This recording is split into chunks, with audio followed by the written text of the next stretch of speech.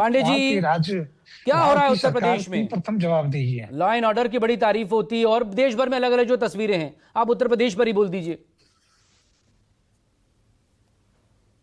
उत्तर प्रदेश सहित पूरे देश में जो कल की घटनाएं सामने आई हैं, बहुत दुखद और बहुत दुर्भाग्यपूर्ण है। और ये केवल जो भारत की संस्कृति है, हिंदू मुस्लिम सिख ईसाई आपस में सब भाई भाई,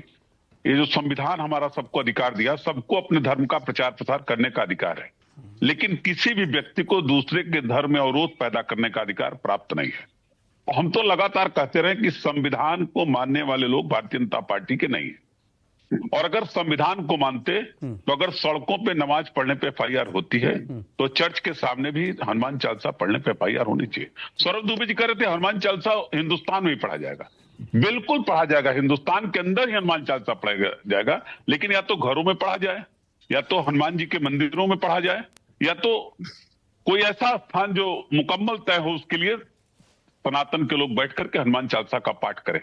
लेकिन गुरुद्वारा के सामने पढ़ा जाएगा हनुमान चालीसा, मस्जिदों के सामने पढ़ी जाएगी हनुमान चालीसा, चर्च के सामने पढ़ी जाएगी हनुमान। ये बेसिकली सनातन धर्म का अपमान है और सनातनियों का भी अपमान है, और इनके खिलाफ जब तक सख्त एक्शन नहीं होगा, एक तरफ तो प्रधानमंत्री जी सबको बधाई देते हैं, दूसरी तरफ प्रधानमंत्री जी इस बात से इनकार नहीं कर सकते, बिना उनके संरक्षण के जो सरकारें भारतीय जनता पार्टी की है जहां जहां है, चाहे उत्तर प्रदेश हो, चाहे मध्य प्रदेश हो, चाहे दिल्ली के अंदर हो, चाहे हरियाणा हो, चाहे राजस्थान हो, जहां जहां आसाम हो, ये जो घटनाएं हो रही हैं, अगर ये कार्रवाई करते, नजीर पेश करते, तो निश्चित रूप से भविष्य में जो मुट्ठी भर लोग आपसी भेदभाव पैदा करना चाहते हैं, नफरत फैलाना चाहते हैं, देश को आंतरिक रूप से कमजोर करना चाहते हैं, उनके वो अपने मंसूबों में सफल नहीं होते, और निश्चित रूप से एक संदेश बढ़िया जाता, पूरे दुनिया के अंदर भारत का एक संदेश देने का काम करता कि ये जो भारत की परंपरा है, भारत के अंदर जो लोग सभी धर्मों के लोग रहते हैं, सब आपस में मिलकर रहते हैं और हम पूरी मजबूती के साथ एक साथ खड़े हैं। लेकिन ये भारतीय जनता पार्टी एक्शन, केवल एक्शन में भी भेदभाव, वो कहे ना, राजीव रंजन जी ने कहा ना, बुलडोजर सर्विसिंग में चला जाता है ऐसे समय पर,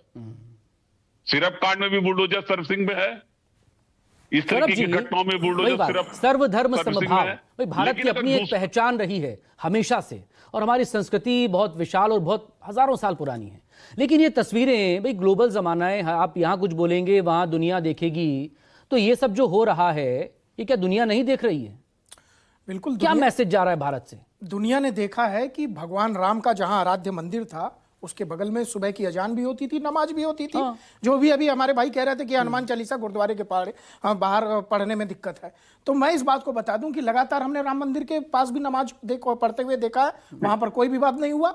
काशी के अंदर आज भी हो रहा है, मथुरा में आज भी हो रहा है। ऐसा नहीं है कि आप गुरुद्वारे के बगल में अगर हनुमान चालीसा पढ़ देंगे तो कोई समस्या खड़ी हो जाएगी, पहली बात। दूसरी बात, नहीं नहीं भैया, आप तो गजब की बात करते हैं। आप लोग तो लगातार पता नहीं कौन सा चश्मा लगाते हैं कि सनातन धर्म के विरुद्ध जो है बोलना। एक मेरे भाई बोल रहे थे कि हिंदुत्व, मैं हिंदुत्व का आदमी, कांग्रेस के प्रवक्ता, मुझे नहीं समझ में आता, जब हिंदुओं की लिंचिंग होती है तब आदरणीय सोनिया गांधी जी की जुबान जो है उसमें दही क्यों जम जाता है? आज बांग्लादेश में जो हो रहा है उस पर तो कांग्रेस पार्टी और सोनिया गांधी जी एक शब्द नहीं बोल रहे हैं। आज लगातार हिंदुओं की जो पवन शर्मा,